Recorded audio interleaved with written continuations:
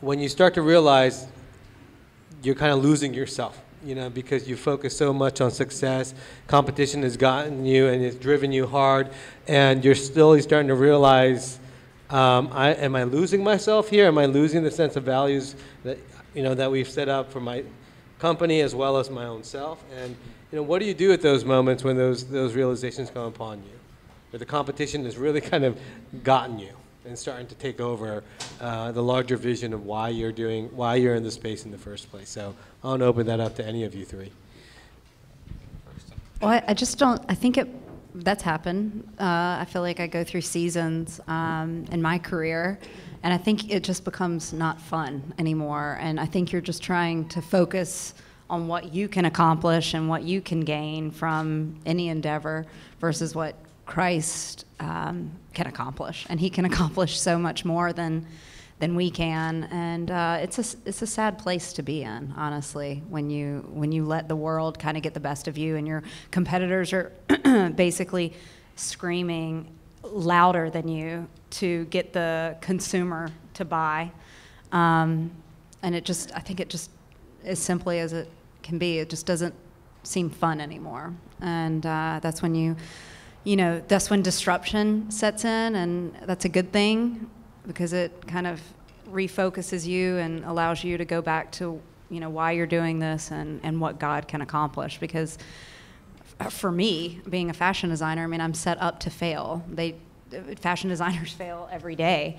And sometimes it seems merely impossible to go the extra mile and accomplish the goals that I need to. So faith, for me, is what I have to lean on every single day, because without it and without Christ, I literally wouldn't be able to take another step forward. So I actually, I'm also a very competitive person. My wife knows that's very true. And I think back to my time at Endeavor, and honestly, it was the most difficult time I've ever had in business. I was used to always succeeding, and the first office that I was working on launching at Endeavor was in Kenya, and I spent a year and a half working on kind of creating this movement in Kenya, and we got close, but we didn't make it, and that was really kind of competition with myself, with success, and it was very difficult, and I had to get to the place where I just let go of that success. And talking about collaboration, at the end of the day, it's about collaborating with God. And about 2 months ago, I spoke to one of the most amazing Christian entrepreneurs that I've ever run across, a guy by the name of Bill Job, who's been in China since 1981.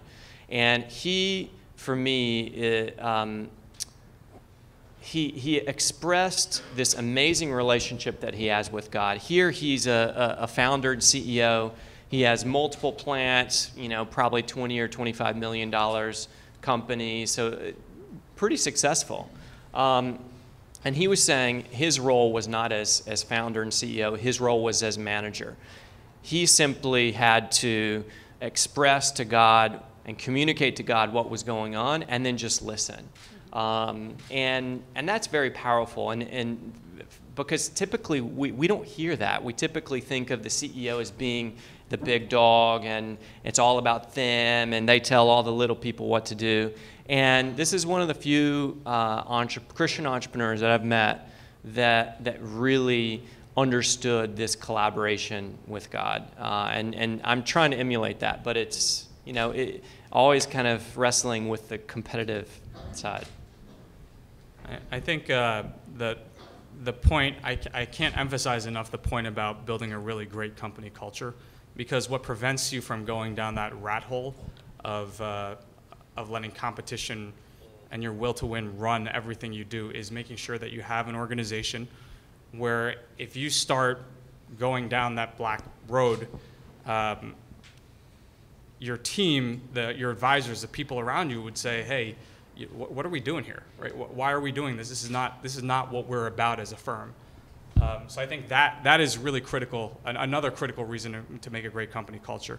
I think you also have to balance that will to win. You also have to be a human being, right? So that means all the other elements of your life, right? Making sure that you have a brother-in-law who happens to be at the center of faith and work at Redeemer, but just make sure you're sane. But your friends and your family being around you is really critical. And I think one of the first sermons I heard here at Redeemer was when Tim was talking about idols. And if you make your idol winning, right, you could easily end up just following that path. And so making sure that you're just grounded in the right place and you have the right people around you to keep you out of that hole, I think that's really critical.